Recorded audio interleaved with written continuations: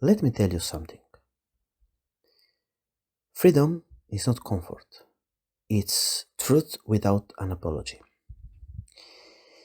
You were not born to tiptoe through life, asking for permission to exist. You were not born to censor your feelings just to be liked by strangers. You were not born to mold yourself into what society finds acceptable, only to later die with your real self still locked in a cage. You were born to be brutally free. This is not just about financial freedom, or escaping the rat race, or escaping a 9 to 5. That's kindergarten. I'm talking about emotional freedom. I'm talking about social freedom. The kind of eternal liberation where no one's opinion, no rejection, no shame, no cultural rulebook has power over you anymore. Today, we're opening the gates. And our guide? A half naked man who lived in a barrel and told Alexander the Great to get out of his sunlight. Let me introduce you to the savage freedom of Diogenes and show you how to bring that same fire into your own life. Most people were never taught to be free. They were taught to perform, to be nice, polite, desirable, not too loud, not too weird, and definitely don't rock the boat. You were rewarded when you made others comfortable. You were rewarded when you made them feel comfortable, and punished when you didn't. You learned to read the room before you read your own soul. You learned to conform before you ever learned to breathe. And now you second guess yourself. You hesitate before speaking your truth. You walk into social situations analyzing how to be instead of just being, instead of just being you, which is good enough. And all of this is slavery. Not slavery in chains, but in shame. Shame is the chain that binds you and binds most people. There's a quiet prison most people live in. It's built from the fear of being disliked, the fear of rejection, the fear of not fitting in.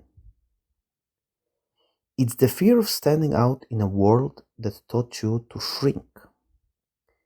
But here's the brutal truth: you will never be free until you're willing to be misunderstood. Let me say that again. You or I will never be free until we are willing to be misunderstood. And now let's open the door and let's enter Diogenes, the patron saint of freedom. Let us rewind the clock 2000 years. Imagine ancient Greece, the center of Greek philosophy. Plato, Socrates, honor, glory, respectability. And then there was Diogenes, the original dropout, the madman, the misfit, the outsider, the human flame. And yeah, he lived in a barrel. He pissed in public, mocked politicians, laughed at kings. He didn't just question the rules, he burned them. When Alexander the Great came to visit him and asked if there was anything he could do for him, Diogenes replied, Yeah, stand out of my sunlight. And even deeper, he said, unshadow me. So take away the shadows of ignorance, shame, all the bad things from us. And the most powerful man in the world got the hint. Yeah, the most powerful man in the world stood in front of him, offering him anything. And Diogenes basically said, and thought probably, you can't give me what I want, so get off my way. That's not just courage, that's sovereignty, that's inner power, that's inner sovereignty. Diogenes didn't just talk about freedom, he embodied it. He was freedom. He became freedom because he wasn't always like that. He refused to beg for approval. He wasn't afraid of being disliked. He lived according to his values, even if that made him look insane to others. And here's the key: he didn't need society to accept him because he had accepted himself. Let me state that again. Diogenes didn't need society to accept him because he had accepted himself. Now, the question is what brutal freedom really means. What it actually means to be brutally free. Let's define this term in real life. When you're brutally free, you're not scared of rejection anymore. You can walk into a room fully yourself without adapting or performing. You stop trying to prove your worth and just embody it. You no longer need everyone to get you because you get yourself. You say what you mean, you say what you want, you feel what you feel, and you stop apologizing for it. You essentially stop apologizing for who you are, for who you want to be. But don't mistake this for arrogance. It's not about dominating others. Brutal freedom is about no longer being dominated by your own fear. And here's the thing: society needs you to stay insecure. Because insecure people are easy to sell to, easy to control, easy to manipulate, easy to indoctrinate. When you are insecure, you will chase status. When you are insecure, you will beg for love. When you're insecure, you will do anything not to be left out. And that's, my friends, how they keep you small.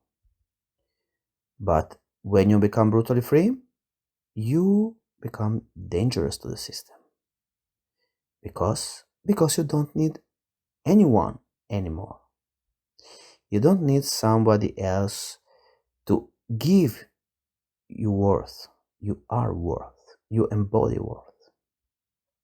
But yeah, okay, so philosophy is nice, but how do we actually apply it? How do we actually embody it? How do you become the kind of person who can say to the world, stand out of my sunlight?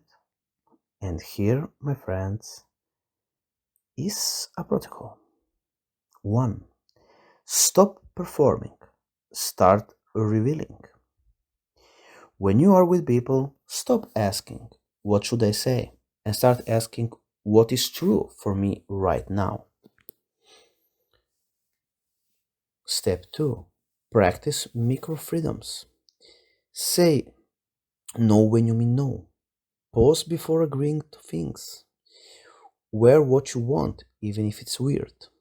Dance in public. Ask a question that feels taboo. Disagree openly. Freedom isn't found in giant revolutions.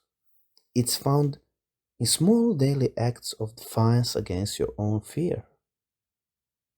3. Make rejection your training ground. Talk to strangers. Say your opinion. Be ready to be disliked. And when someone does judge you, smile. Because it means you're free enough to no longer need their approval. Burn the false idols. You know what you're still trying to impress. And do you know who you're still trying to impress? That ex, that social circle, that imaginary audience in your head? Let it go. Set it all on fire. You will never find freedom while dragging the ghosts of other people's opinions behind you. You will never find freedom when you are expecting others to define your worth. If you ever said things like, I don't want to bother anyone. What if they think I'm weird? I will just wait until I feel more confident. Then hear this. That voice in your head isn't really you. It's an infection installed by years of subtle programming and commands like be nice, don't stand out, fit in, don't make others uncomfortable, make sure they like you. This is the social virus. It doesn't need change or it doesn't need chains. It works through shame. Shame is the chain. It punishes you before anyone else even gets the chance. Before you move, you hesitate. Before you speak, you edit yourself. You essentially censor yourself. Before you connect, you audition. And that's how the real self dies. You stop showing up raw. You show up polished, safe, strategic, sanitized. But here's the brutal medicine polished isn't powerful. The real you is powerful. Let's look a little bit beyond Diogenes. History is full of wild souls who chose truth over comfort. For example, Marcus Aurelius, the emperor of Rome, who wrote meditations to himself, reminding himself not to be ruled by ego, praise, or fear. Even in power, he fought to stay free inside. He said, it never ceases to amaze me. We all love ourselves more than other people, but care more about their opinion than our own.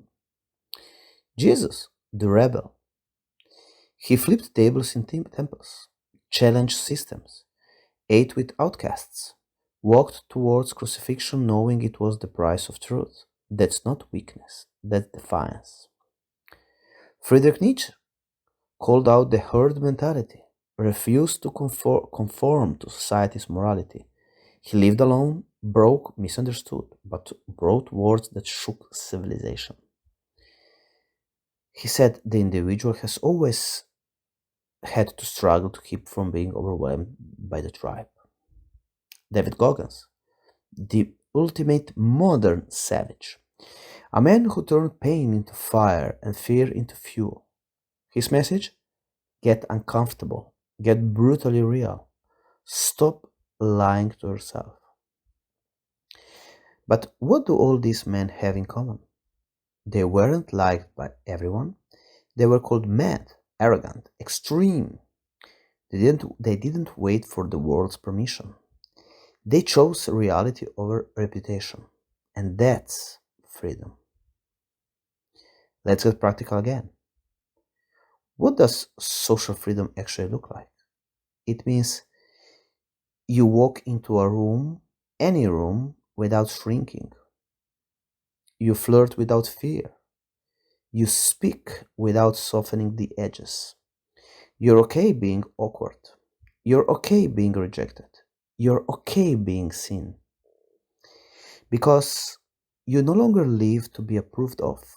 You live to be true. But you live to be true to yourself, to your true self. And that's when people actually feel you. That's when women respect you. That's when friends trust you. Because you're not hiding, you're not faking, You're not negotiating your soul for a seat at the table. You bring your own table.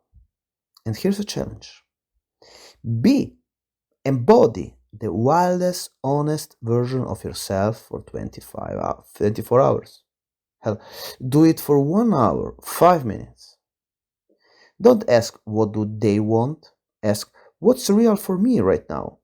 You will feel fear, resistance, panic, and that's good. That's the virus screaming.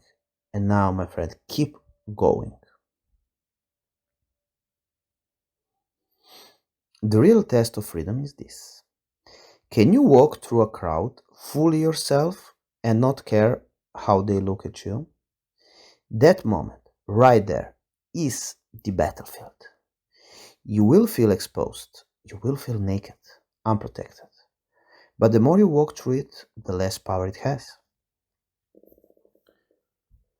You begin to see nobody's watching you as much as you think. And even if they are, so what? Will their gaze decide your fate? Will their silence rewrite your truth? Will their judgment erase your worth? No. Only you can imprison yourself. And only you can free yourself. Burn the lie. Live as fire. You don't need to earn your freedom. You were born with it. It's just being buried under guilt, fear, shame, and programming. But today that ends. You don't have to be Diogenes, but you do have to burn the lie. The lie that says you're not enough, you have to impress to belong, you should stay small to stay safe. Burn it. Your fire is not a problem. Your weirdness is not a flaw. Your raw self is not too much. It's medicine. And the world is starving for it. Now, excellent. We talked about Diogenes in the beginning. And what would Diogenes do if he lived today? First of all, he would say he didn't ask for freedom, he lived it.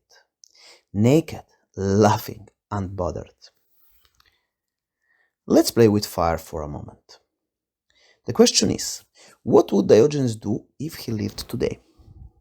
Not in ancient Athens, but in your city, scrolling your feed, walking through your mall, talking to your coworkers.